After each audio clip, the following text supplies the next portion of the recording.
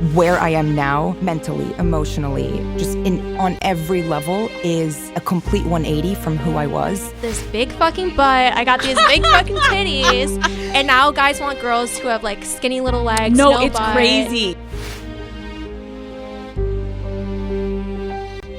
क्या आपने कभी सोचा है कि वो इंडस्ट्री जिसे सबसे ज्यादा लोग देखते हैं उसी के बारे में सबसे कम बात की जाती है। यह इंडस्ट्री करोड़ों लोगों को रोजगार देती है, करोड़ों दर्शकों को मनोरंजन, लेकिन फिर भी समाज में इसे गंदा, छुपा हुआ और शर्मनाक माना जाता है। आज हम बात करेंगे अडल्ट इंडस्ट्री की, उस दुनिया की जिसे समझना आसान नहीं और नजरअंदाज करना मुमकिन नहीं। आइए जानते हैं। अडल्ट इंडस्ट्री वो इंडस्ट्री है जहाँ वयस्कों के लिए बनाई गई सामग्री का निर्माण, वितरण और व्यापार होता है। इसमें pornography, webcam, modelling, strip shows, adult chat और ओनली फैंस जैसे प्लेटफॉर्म शामिल हैं। दुनिया भर में $100 बिलियन से ज्यादा का कारोबार करती है। यह सिर्फ सेक्स की बात नहीं है, ये एक बिजनेस मॉडल है, एक डिजिटल क्रांति है और कई लोगों के लिए जीने का साधन है। लोग सोचते हैं कि इसमें सिर्फ एक्टर्स होते हैं, लेकिन हकीकत यह है कि इसमें director, camera crew, editors, website developers, marketing experts और यहाँ तक कि लॉयर भी होते हैं। कई बार कलाकार अपनी मर्जी से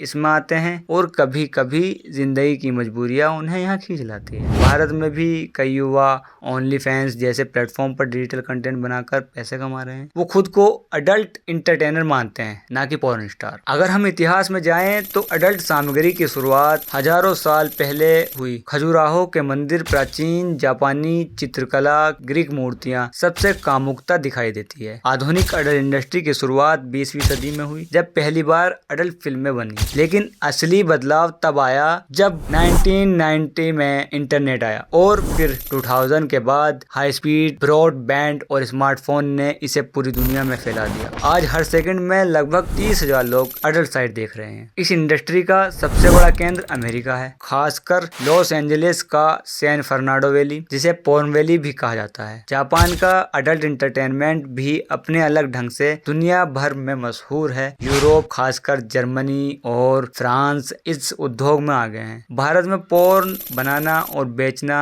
अवैध है, लेकिन फिर भी भारत अडल्ट कंटेंट देखने वालों में टॉप 3 कंट्रीज में आता है। यानी खपत ज्यादा, चर्चा कम। यही भारत की स्थिति है। लोग इस इंडस्ट्री में क्यों आते हैं? इसके जवाब सरल नहीं है। कुछ लोग इस इंडस्ट्री को आजादी मानते हैं, अपने शरीर पर नियंत्रण, अपनी पहचान को खुद चुनने का अधिकार। कई लोग इसे एक तेज और आसान कमाई का जरिया मानते हैं। कुछ के लिए यह मजबूरी होती है, गरीबी, बेरोजगारी या पारिवारिक दबाव। दूसरी तरफ दर्शक क्यों देखते हैं? मनोरंजन, उत्सुकता, यौन आकर्षण और कभी भी अकेलेपन से लड़ने का एक तरीका। पोर्न देखने की आदत दुनिया भर में आम है, पर उस पर बात करना आज भी लोगों को मुश्किल लगता है। आजकल अडल्ट इंडस्ट्री का एक बड़ा हिस्सा डिजिटल है, यानी सब कुछ ऑनलाइन। कंटेंट क्रिएटर्स वीडियो बनाते हैं, उन्हें ओनली फैंस, पोर्नहब या खुद की वेबसाइट पर अपलोड करते हैं। दर्शक सब्सक्रिप्शन से या एड व्यूज के जरिए पैसे चुकाते हैं। इससे कलाकारों को रेवेन्यू मिलता है, लेकिन इस इंडस्ट्री के साथ कई चुनौतियां भी हैं। मानसिक स्वास्थ्य पर प्रभाव, जबरदस्ती, मानव तस्करी या नाबालिगों का शोषण, डेटा लीक और गोपनीयता का उल्लंघन, और सबसे बड़ा समाज की नजरों में बदनामी। कई देशों ने कानून बनाए हैं, जैसे अमेरिका में 18+ वेरिफिकेशन, भारत में पोर्न साइट पर बैन और यूरोप में डेटा प्रोटेक्शन नियम। अडल्ट इंडस्ट्री एक सच्चाई है, नजरें फेरने से वो